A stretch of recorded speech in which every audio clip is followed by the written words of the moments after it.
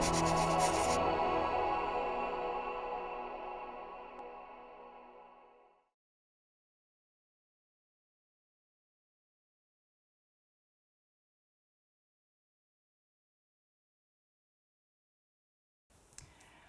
am Anne Applebaum. I run the Transitions Forum at the Legatum Institute, and I am speaking to Mariam Memarsadeghi, who runs Tavaana, an online e-learning organization that teaches civic education, democracy, and human rights in Persian to Iran. Good morning, Mariam. Talk to me at first a little bit about what Iranian propaganda is, how it works, and what its goals are.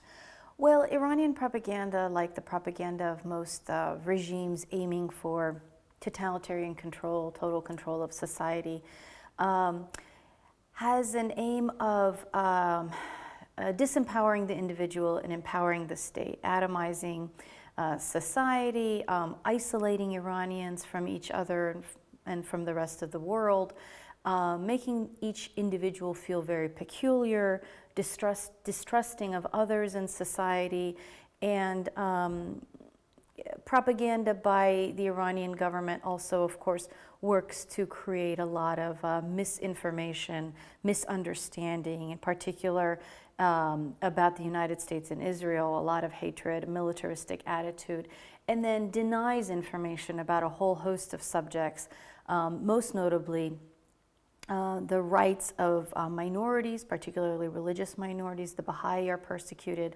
and the persecution is fueled by a lot of conspiratorial thinking and distrust and hatred. And of course, no information is provided, and a lot of denial is cultivated about the Holocaust.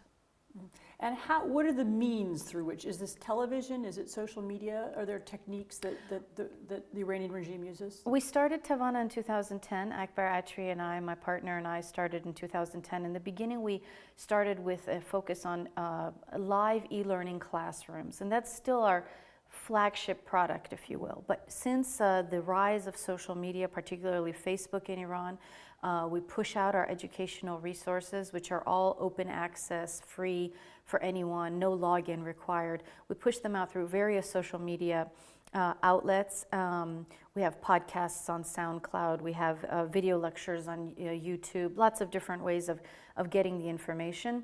And then we air our lectures on satellite TV channels. So about 6 nights a week, usually sometimes every night of the week, Iranians can watch their favorite lecturer, say Mehrangiz Kar on women's rights, or Mehdi Khalaji on the need for Islamic reformation. They can follow those opinion leaders, those intellectuals on satellite TV.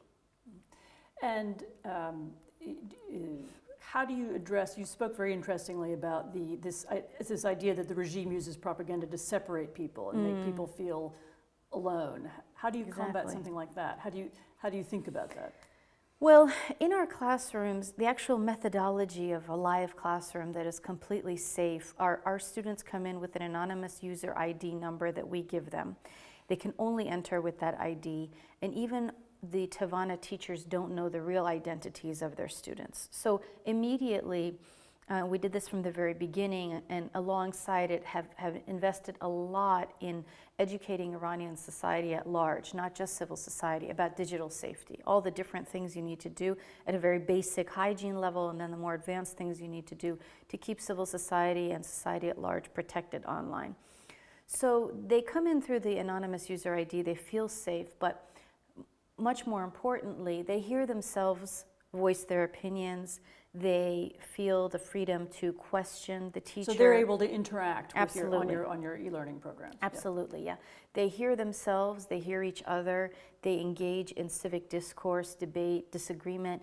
They have the freedom to make mistakes and learn from those mistakes. It's a completely different, existential possibility than what is happening on the ground in Iran. And especially in the beginning, the feedback that we got from our students often was, I can't believe that this is possible, that this is happening. And the effortless nature of it was kind of surprising for everybody, including us. We did not think that it would be, we've had our challenges for sure. I mean, the Iranian government got to a point where several times a day they would attack our website to bring it down, and did lots of other things to try and kind of curb our influence. But Google has given us refuge on their servers. We've had lots of support and help from other places, and it's been very possible. How do you combat, you mentioned conspiracy theories. How can you combat a conspiracy theory? Because conspiracy theories work by playing on people's anxieties, or something they're afraid might be true. And they often have, they have echoes in different places. You know, you'll find it on different websites, you'll find the same story, you'll find it in online comments, you'll hear it on TV. Do you think about that? Do you think how to react to that? Yeah, I mean, I think making human the stories of the people who Iranians are supposed to hate is very important. I read The Diary of Anne Frank as a child, and it influenced me. It has always influenced me. It's influenced me my whole life. I think it's one thing to be told that anti-Semitism is wrong, that racism is wrong. It's another to connect on a human-to-human level with the pain and suffering of another human being. And it's important for us to educate through not just facts and information, but human emotion, and inspire empathy and compassion and understanding that we're all human, that all Iranians are human, that all Iranians are equal, but as importantly, all people in the world are, and Iran is a part of the larger human family.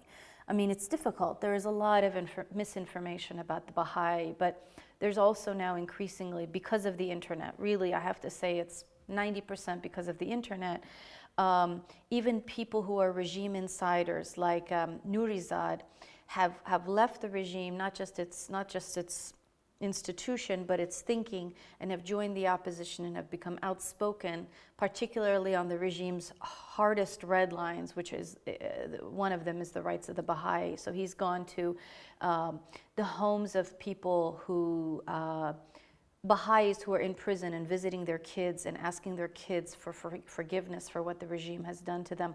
So we really try to amplify that kind of very personal activism, very moral activism. Mm-hmm. Do you have a sense of numbers? Do you know how many people participate in your programs and watch your programs? Well, we have received over 16,000 applications from Iranians who want to participate in our live classes, and we've taught over 2,000 in the live classes. But we have many, many more who are taking our correspondence classes. And through social media, Facebook alone, we have a very high level of engagement. I mean, we're talking at the beginning of 2015. I say that because every month Facebook has much more reach inside of Iran, and the Tavaana project is sort of very connected to Facebook, and it's always growing. But right now we're engaging between 1 to 2 million Iranians a week on Facebook, and engagement means clicking on or liking or sharing or commenting. The numbers of people who see our Tavaana posts on Facebook is on average about 15 million a week as we speak now. And you're not afraid that will be blocked, that the regime will try and block it? This is all blocked. Everything we're talking about is blocked. But the Iranian people, like the Chinese and many others in the world, unfortunately have to use circumvention tools to get around regime filtering or blocking of the internet. But Iranians do that almost as a matter of course.